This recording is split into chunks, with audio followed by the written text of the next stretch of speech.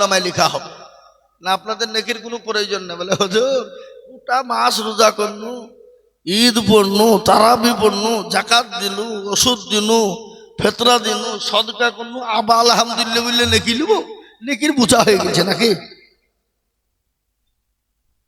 নেকি করা যেমন সহজ, নেকি সেকেন্ডে চলে যাওয়াটাও তো রকম সহজ। কি বলছেন আপনারা বলুন? এই যে রোজার মাস গেল, আপনাদের দিকে রোজার মাস যায়নি? বাবা, রোজার মাস কিছু লোকের জন্য জহমত আর কিছু লোকের জন্য রহমত। যারা রোজা করে না তারা বলছে কি জহমত আইলো রে, এ দিনের বেলা খেতে পাবো না, লোকের সামনে বসতে পাবো না, কিছু করতে পাবো না, এ তো বড় জহমত তুলিল। কিন্তু আছে না এরকম লোক? না আছে না? ধরে বলুন। রোজার মাসে রোজা করেনি, দিনের বেলা খেয়ে বেড়েছে, এতক্ষণই মোটা মোটা শরীর, 10টা শিয়ালও খেতে পারবে না, হারামখোর। হ্যাঁ, আবার অনেক মুসলমান আছে ঈদের দিন ঈদ পালনে বাবা নামাজ নাই, রোজা নাই, হজ নাই, জাকাত নাই, কিছু নাই, আবার ঈদের ময়দানে সবার আগে কাতার ওরা। কি বুঝলে? নতুন পোশাক কিনতে পারেনি, মন খারাপ, লজ্জাবোধ লাগছে। কিন্তু হারাম কর, তুই যে রোজার মাসে রোজা করলি নি, এটা তোর কাছে লজ্জা লাগলো না? ঈদগাহের ময়দানে কারা যাবে রমজান মাসে রোজা করলো, নামাজ পড়লো, তারাবি পড়লো, তাদের জন্য ঈদ। যারা রোজা করেনি, নামাজ পড়েনি, দান খায়রাত করেনি ঈদগাহের ময়দানে, তাদের জন্য নয়, তাদের জন্য ঈদগাহ ময়দানে যাওয়া নিষেধ। আপনি এখন দেশের মোড়ল যদি বলে খবরদার তুই নামাজ রোজা করে শুনে যাবি না, তো আপনার ঠুটনি উড়িয়ে দিবে, দিবে না? দিবে না? কথা বলে না, তুই আমাকে বলা কেনা, তোর মোড়লের গোষ্ঠী বেশি দেয়, বলবে না? বলবে না? কথা বলেন না কেন? ঠুটনি উড়িয়ে দিবে। হ্যাঁ, বুঝলে হবে না। এ বাবা, এই যে রমজান ঈদ গেল, আল্লাহু আকবার, অনেক মুসলমানের ছেলেরা মদ খেয়ে বিরুদ্ধে বিরাট ঈদ পালন চলছে। মদ আপনাদের দিকে সব খায় না? হ্যাঁ, যারা রোজার মাসে ঈদের দিনে মদ খাইলো না, সে শুয়োরের রক্ত খেলো। বলেন শুয়োরের রক্ত খাওয়া জায়েজ না না জায়েজ? কথা বলতে হবে, কথা বললেন না কেন? হালাল না হারাম? যারা রোজার মাসে ঈদের দিনে যারা মদ খেলো, তারা মদ নয়, তারা শুয়োরের রক্ত খেয়েছে। এর থেকে লজ্জা কিছু হতে পারে? আর চতুষ্পদ জানোয়ার, জি বালহুম আজাল, এরা চতুষ্পদ জানোয়ার। চতুষ্পদ জানোয়ার মানে কুকুরের থেকে নিকৃষ্ট। কি বুঝতে পারলেন না? পারলেন না? এ বাবা, মুসলমানের ঘরের ছেলে রোজা করে না, নামাজ পড়ে না, এই যে রোজা গেল, আহা এত শান্তির রোজা কোনো বছর হয় না। লাস্টে 2-3টা হয়তো একটু কঠিন হয়েছে, তাই না বলেন? কিন্তু শান্তি হয়েছে না হয়নি? তাহলে এই দিনে যদি রোজা করতে না পারে তো কবে রোজা করবে? দিনের বেলায় সুস্থ শরীর নিয়ে খেয়ে বেড়াচ্ছে, আর রোজার মাস আসলে তার পেটে গ্যাস, তার রম্বল হয়। কি বুঝেন আপনারা? বলেন, তোর পেটে কলেরা হবে। কলেরা বোঝেন? হ্যাঁ, আজ হিন্দুদের ছেলেরা মুসলমানদের সামনে বিড়ি খেতে ভয় পায়, চা খেতে ভয় পায়, আর মুসলমানের ঘরে হয়ে বাচ্চা, মুসলমানের সন্তান হয়ে বিড়িতে মারছে, তার মনে যার বাপও জীবনে বিড়ি খায়নি। এরকম আছে না নাই? আর ঈদের বাজারে শপিং মল, সুবহানাল্লাহ, মেয়ে ছেলেরা তো কি ভিড়। স্বামীকে বলছে তুমি বাড়ি যুগো, আমি বাজার করে আসছি। শপিং মল তৈরি গেল বাজার করতে, বাজারে ঠেলা ঠেলা যায় না, শপিং মলে। আহা, শোনাবো আপনাদেরকে নবীর সাহাবাদের শপিং কি ছিল, কি শপিং বাজার ছিল তাদের। হযরত আমিরুল মুমিনিন খলিফাতুল মুসলিমিন, অর্ধ পৃথিবীর খলিফা হযরত ওমর, তিনার বিবি বলছেন স্বামী আমাদের ঈদে নতুন কাপড় না হলেও চলবে, কিন্তু বাচ্চাটা ছেলে মানুষ, বাচ্চা মানুষ, তার জন্য কিছু পোশাক নতুন হলে ভালো হয়। তিনি চিঠি লিখলেন, তিনি তো আমিরুল মুমিনিন, তিনি তো অর্ধ পৃথিবীর খলিফা, তিনি অর্ধেক জাহানের মালিক, তিনি চিঠি লিখলেন তার গভর্নর, তার হিসাব রক্ষককে।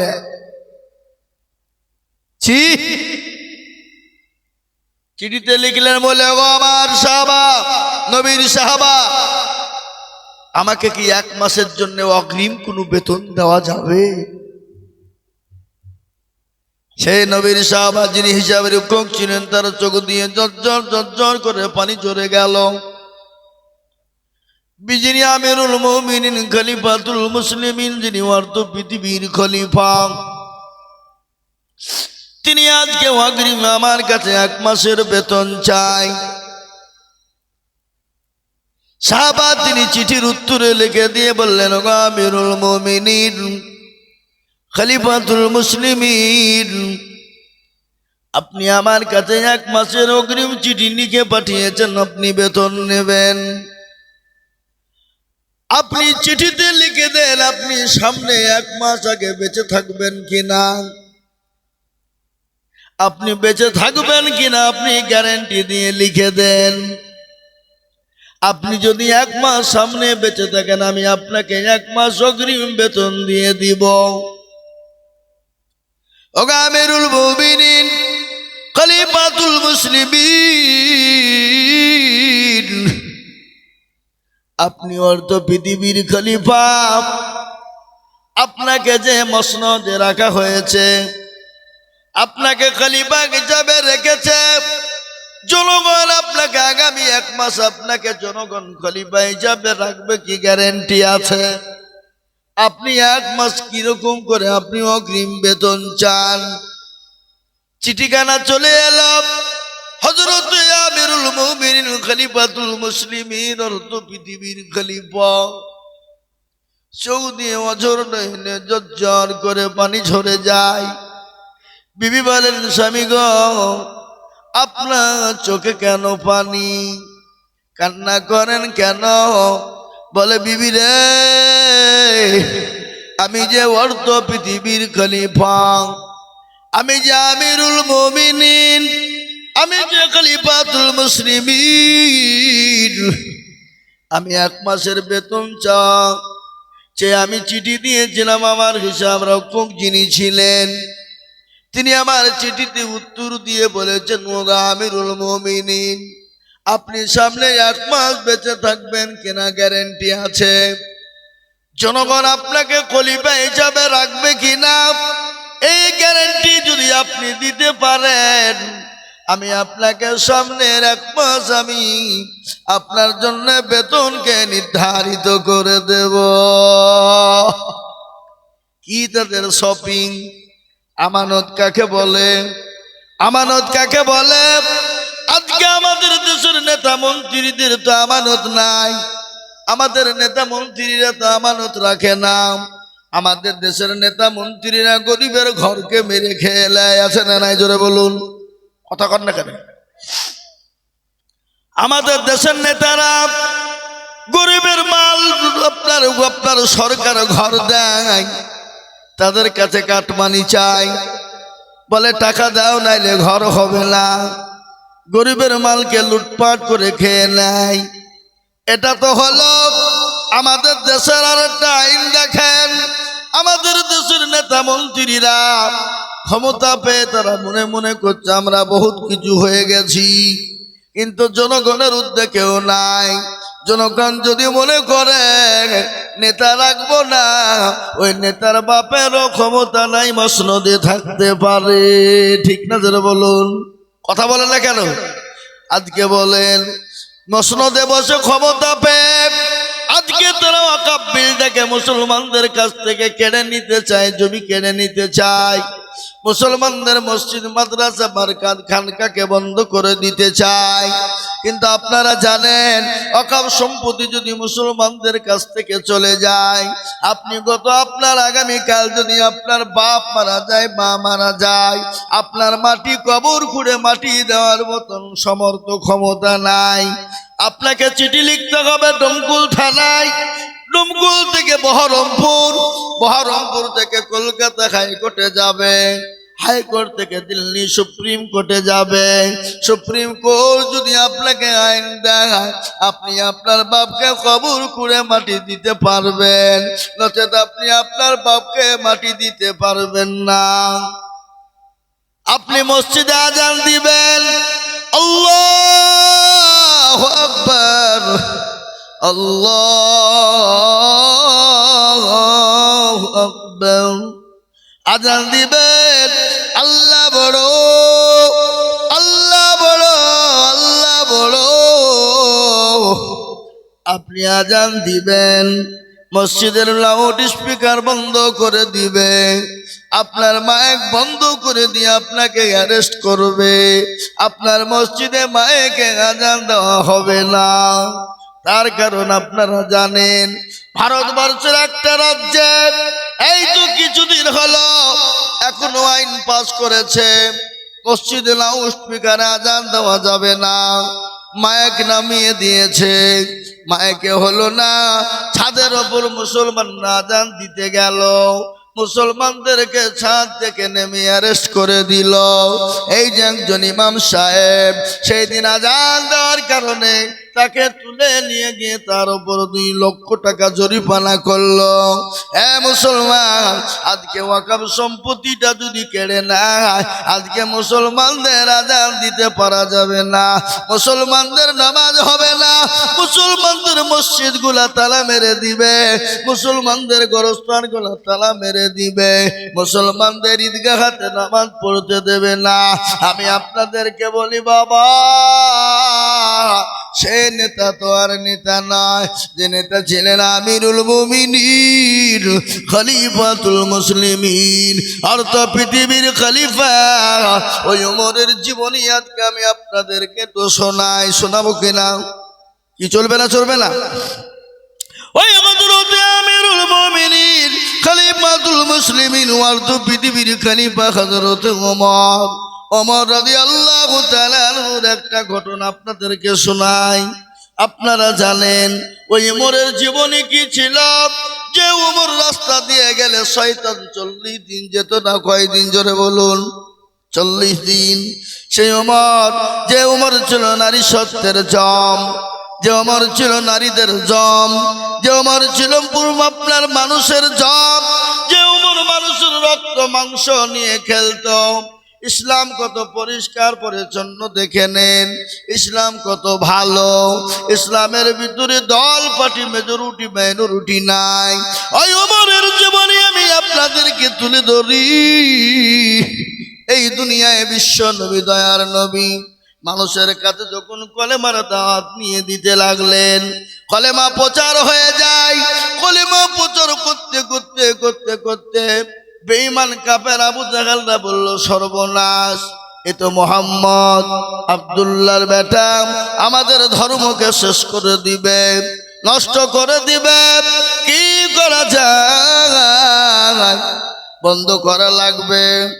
আবু জেহেল কি করলো?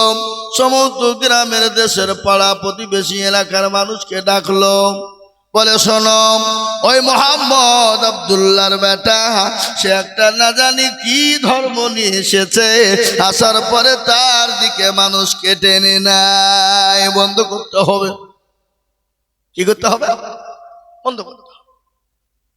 বন্ধ করার জন্য বিভিন্ন রকম কায়দা কৌশল করে ঢোল পিটে মানুষদেরকে ডাকা হলো, ওমরকে ডাকা হলো, এবং আবু জেহেল ঘোষণা দিয়ে বলল, শোনো, ওই মোহাম্মদ, ওই মোহাম্মদ আব্দুল্লাহর বেটা, গে তাকে তোমরা যারা মেরে দিতে পারবে, যাকে হত্যা করতে পারবে, মক্কার জমিনে তাকে রাজকীয় ছেড়ে দেওয়া হবে, সুন্দরী রমণী তার সঙ্গে বিবাহ দেওয়া হবে, এবং কি উটনি 100টা গাভী উট তাকে পুরস্কার দেওয়া হবে।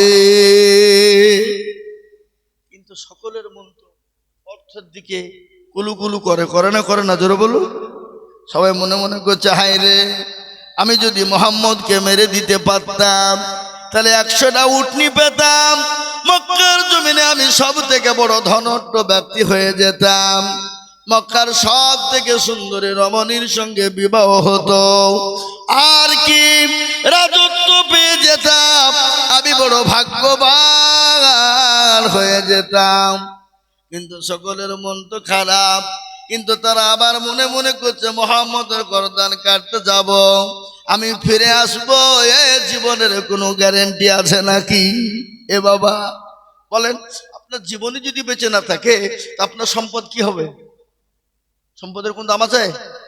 আপনি কোটি কোটি টাকার মালিক, করোড় কোটিপতি, আপনি গাড়ি বাড়ি সম্পদের অভাব নাই, কিন্তু আপনি নিজেই বেঁচে নাই, ও সম্পদের আপনার কোনো মূল্য নাই। আছে নাকি গো? কথা কন না কেন? সম্পদের কোনো মূল্য নাই। হযরত ওমর ওই মজলিসের মধ্যে খাড়া হয়ে গিয়ে বলল, আবু জেহেল আমাদের নেতা, আপনি যদি আমাকে হুকুম দেন, আপনি 100টা উট এবং আমাকে উটনি দিবেন এবং সুন্দর রমণীর সঙ্গে বিবাহ দিবেন এবং রাজত্ব তুলে দিবেন তো? বলে হ্যাঁ, ওয়াদা করলাম দিব, কিন্তু মুহাম্মদের গর্দানটা তোমাকে এনে দিতে হবে। ওমর বলল, শোনো নেতা, যতক্ষণ পর্যন্ত মুহাম্মদের গর্দান না কাটবো আমি ততক্ষণ পর্যন্ত পানি পান করব না। নাউজুবিল্লাহ বলুন। ওই ওমর অলঙ্গ তরবারি বের করেছে। আবু জেহেল বলল, আজকে মুহাম্মদ থাকবে না, ইসলাম মিটে যাবে। ইসলামের মালিক কে? কথা কন না কেন? ইসলামের মালিক আল্লাহ। ইসলামকে কেউ মিটিয়ে দিতে পারেনি। আদম নবী আলাইহিস সালাম থেকে নিয়ে যুগ যুগ যুগ যুগ ধরে ইসলাম চলে আসছে এবং মারতে দাম তাক, পৃথিবী যতদিন থাকবে ইসলাম থাকবে। থাকবে না ভাই? কথা বলেন না কেন? মুসলমান দরদি, ভালো করে শুনবেন। হযরত ওমর সে তখন তো নবী আপনার সাহাবা হয় নাই, অলঙ্গা তরবারি নিয়ে বেরিয়ে গেলেন। বিশ্ব নবীর গর্দানটা কেটে দিবে, নবীকে শেষ করে দিবে। রাস্তায় যেতে যেতে দেখলেন একজন নবীর সাহাবা হযরত নাঈম নতুন কলমা পড়ে মুসলমান হয়েছে। ইমানের কত ভোল্টি, ইমান কাকে বলে, ইমানের ভোল্টেজ কত, আর আমরা মুসলমানদের ইমানের ভোল্টেজ কত? এখনি যদি আমাদেরকে বলে তোমাকে এত টাকা দিব, কলমা ছেড়ে দাও, আমরা সঙ্গে সঙ্গে টাকার লোভে কলমা ছেড়ে দিব। এরকম মুসলমান আছে না নাই? কথা কন না কেন? আছে, বুঝলে হবে না? হ্যাঁ ও মুসলমান, আল্লাহওয়ালা দিনওয়ালা, ভালো করে শুনবেন। হযরত নাঈম ওমরকে ডেকে বলে, ওমর তুমি অলঙ্গা তরবারি নিয়ে কোথায় যাও? কোন জায়গায় যাবা?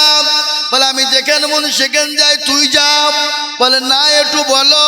বলে ওই মুহাম্মদ আব্দুল্লাহর বেটা, সে নাকি একটা নতুন ধর্ম এনেছে, আমাদের বাপ দাদার ধর্মকে নষ্ট করে দেয়। আজকে তার গর্দানটাকে উড়িয়ে দিব, আজকে তাকে শেষ করে দেব। নাই বলে ওমর গো, তোমার মতো বেহায়া নির্লজ্জ জমিনের উপরে আসমানের নিচে নাই। ওমর বলল, কি বললি? বলে হ্যাঁ, তিনি তো ভালো মানুষ, তিনি তো নবী, তিনি তো কোনো মানুষের ক্ষতি করে না, কেন তুমি তার গর্দান কাটবে? বলো কি অন্যায় তিনি করেছে বলো। এ মুসলমান দরদি শোনেন। হযরত ওমর বলে, ও নাঈম, তুই কি কলমা পড়ে মুসলমান হয়েছিস? বলে হ্যাঁ। বলে আগে তোর গর্দানটাকে উড়াবো, তারপরে আল্লাহ, তারপরে আব্দুল্লাহর বেটা মুহাম্মদের গর্দানকে উড়িয়ে দিব। নাঈম বলে, ওমর গো, আমাকে মারা, আমার নবীকে মারার আগে আমার সঙ্গে আগে তুমি লড়াই করো। আমি মুসলমান, আল্লাহ আমার বাজুতে শক্তি কম দেয়নি, এটাকে কি বলে? বাজু বলে না, আপনারা জানেন তো। আল্লাহ আমার হাতেও বড় শক্তি দিয়েছে। ওমর গো, আমি তোমাকে ছেড়ে দিব না। জোরে বলুন সুবহানাল্লাহ। নতুন ইমানদার, কলমা পড়ে মুসলমান সবে মাত্র হয়েছে। নবীর প্রেমিক কাকে বলে? নবীর ভালোবাসা কাকে বলে? আল্লাহর কোরআন বলেছে কুল ইন কুনতুম তুহিব্বুনাল্লাহ ফাত্তাবিউনি ইউহিব্বুকুমুল্লাহ ওয়া ইয়াগফির লাকুম যুনুবাকুম ওয়াল্লাহু গফুরুর রহিম। কুল কুল, হে নবী আপনি তাদেরকে বলুন, তাদেরকে জানিয়ে দিন, আপনি তাদেরকে শুনিয়ে দিন, তারা জানে আপনাকে ভালোবাসে, মহাব্বত করে, তারা জানে আপনাকে স্মরণ করে। নবী গো, তারা যদি আপনাকে মহাব্বত ভালো স্মরণ করতে পারে, আমি আল্লাহকে তারা পেয়ে গেল। আর আমি আল্লাহকে যদি তারা পেয়ে যায়, আমি তাদের জন্য জান্নাতটাকে ওয়াজিব করে দিব। সুবহানাল্লাহ বলুন। নাইমের সঙ্গে লড়াই শুরু হয়ে গেল। নাইম ডাক দিয়ে বলে, ওমর ভালো করে শোনো, কান করে শোনো, তোমাকে আল্লাহ শক্তি দিয়েছেন, আল্লাহ আমাকে শক্তি দিয়েছে, তাই বলে আমাকে তুমি মেরে চলে যাওয়া হবে না।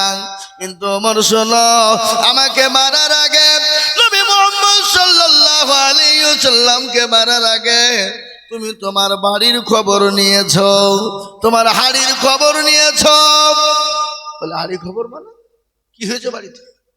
বলে তুমি কি জানো না, তোমার ভগ্নিপতি শাহিদ, তোমার বোন ফতেমা, তারা কলমা পড়ে মুসলমান হয়ে গেছে। সুবহানাল্লাহ বলুন। বলো কি? বলে হ্যাঁ। মিথ্যা কথা বলে নবীর সাহাবা কখনো মিথ্যা কথা বলে না। খোঁজটা তুমি নিয়ে দেখো। হযরত ওমর তিনি বাড়িতে গেলেন, বাড়ির কাছে গুনগুন গুনগুন শব্দ দরজার কাছ থেকে শোনা যায়। কি জানে বাড়ির ভিতরে গুনগুন গুনগুন শব্দ হয়। কিন্তু হযরত শহীদ এবং ওমরের বোনকে কোরআনে কারিমা শিক্ষা দিচ্ছিলেন যিনি, তিনি হলেন নবীর সাহাবা হযরত খাব্বাব রাদিয়াল্লাহু তাআলা আনহু। হাদিসের মধ্যে এসেছে, হুজুর জানেন, নবী বললেন খায়রুকুম মান তাআল্লামাল কুরআনা ওয়া আল্লামাহু, যারা কোরআন শিখে অপরকে শিক্ষা দেয়, পৃথিবীর জমিনে তারা সব থেকে উত্তম ব্যক্তি, তারা সব থেকে দামি ব্যক্তি। ও মুসলমান, হযরত ওমরের গর্জন পেয়ে গেল, খাব্বাব ঘরের ভিতরে ঢুকে গেল। হযরত ওমরের ভগ্নিপতি, ভগ্নিপতি নাকি বলেন দোলা ভাই, হ্যাঁ এ মুসলমান, ও দরদি, দরজার কাছে যখন গেল, দরজা লাথি মেরেছে, দরজা খুলে গেল। শহীদের কলার কাটা চেপে ধরেছে। বলে শহীদ গো, তোমরা নাকি আমাদের জানের দুশমন, আমাদের বাপ দাদার ধর্ম নষ্ট করে দেয়। ও মুহাম্মদ, তার ধর্মকে তোমরা পালন করেছো, কেন পালন করলে? কেন কলমা পড়ে মুসলমান হলে মুছো? বলে কখনোই মুছবো না। বেদম পিটুরি শুরু হয়ে গেল, একের পর এক মার শুরু হয়ে গেল। বিবি আর সহ্য করতে পারে না, স্বামীর গায়ে মার পড়বে, বিবি দাঁড়িয়ে থাকতে পারে না। পারে গো, জোরে বলুন পারে? পারবে না। দৌড়তে দৌড়তে বিবি স্বামীর গায়ের ওপর পড়ে গেল, বিবির উপরে মার শুরু হয়ে গেল। হযরত ওমরের বোন চুল কানা, ওমরের বোনের চুল কানা ওমর ধরে গালের ওপর দুটো থাপ্পড় দিল, মুখ পেটে রক্ত ঝরঝর করে ঝরে যায়। ওমর ডাক দিয়ে ওমরের বোন বলে, ভাই তুমি যদি আমাকে মেরে মেরে মেরে মেরে শেষ করে দাও, এ কলমা পড়ে যে মজা পেয়েছি, পৃথিবীর জমিনে এত শান্তি আর কিছুতে পাই নাই। সুবহানাল্লাহ বলুন, জোরে জোরে সুবহানাল্লাহ বলুন।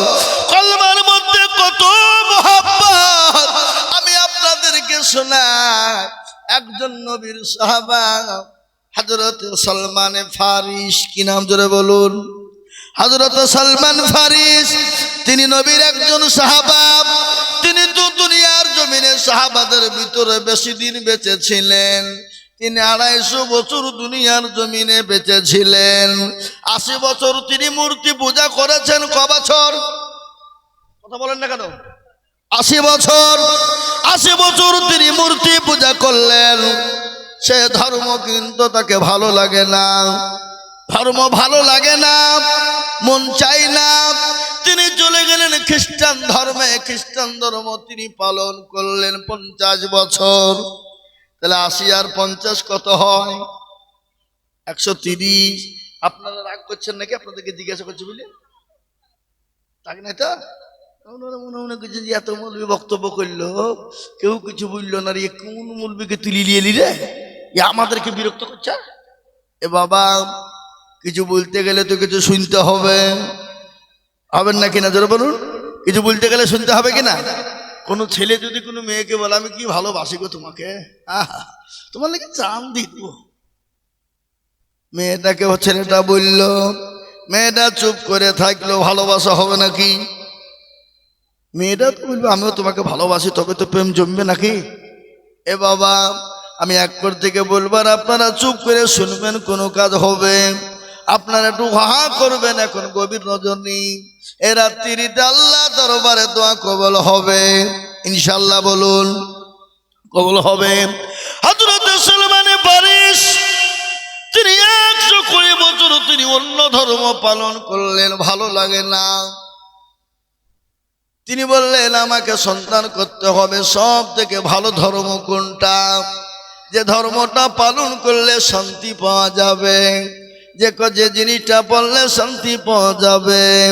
খ্রিস্টানের কাছে গেলেন, খ্রিস্টানের পাদ্রী ডাক দিয়ে বলেন সালমান, তুমি তো ভালো মানুষ, তুমি তো ভদ্র মানুষ, আমি তোমাকে বলি তুমি 80 বছর মূর্তি পূজা করেছ, আর 50 বছর ধরে তুমি খ্রিস্টানদের পাদ্রী সঙ্গে থেকে তুমি খ্রিস্টানি ধর্ম পালন করেছো, শান্তি পাও নাই?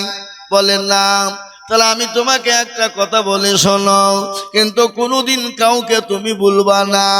যদি কাউকে তুমি বলে দাও আমাকে হত্যা করে ফেলবে, মেরে দিবে। বলে পৃথিবীর জমিনে এমন একজন মানুষের আবির্ভাব হবে, এমন একজন নবীর আবির্ভাব হবে, তিনি বলেন ইসলাম দরদি নবী, তিনি হলেন কলমাওয়ালা নবী। তিনার কলমা লা ইলাহা ইল্লাল্লাহ মুহাম্মাদুর রাসূলুল্লাহ পড়বে, তোমার দিল ঠান্ডা হয়ে যাবে।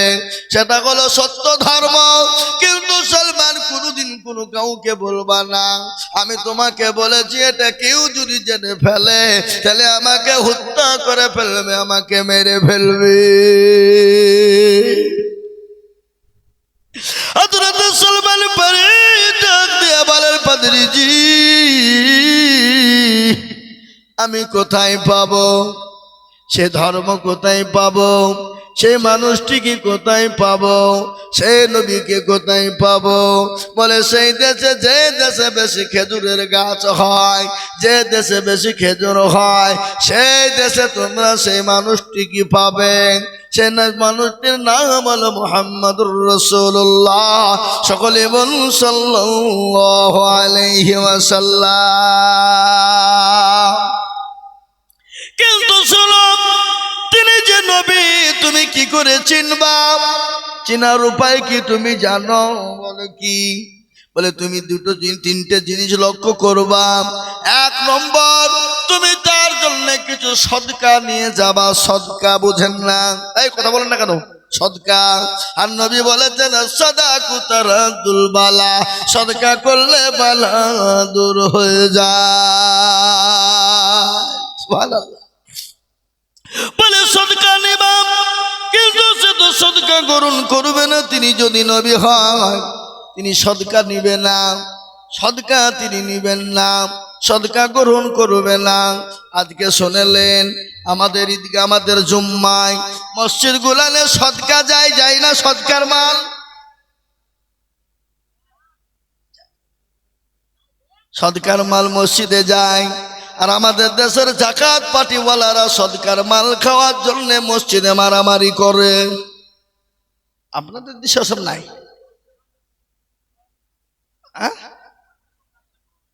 বড় লোকরা বেশি খায়। তোরা কিসের বড় লোক? তো ভিখারির থেকে বড় বড় ভিখারি। এ বাবা, আবার কথা বুঝতে পারলেন না? সদকার মাল খাবে কারা?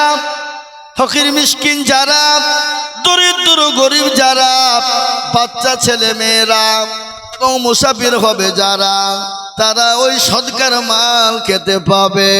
কিন্তু আপনি বড় লোক পয়সাওয়ালা গাড়িওয়ালা হলে আপনি কখনোই সদকার মাল খেতে পাবেন না। আর সদকার মাল খেলে দিল মুর্দা হয়ে যাবে।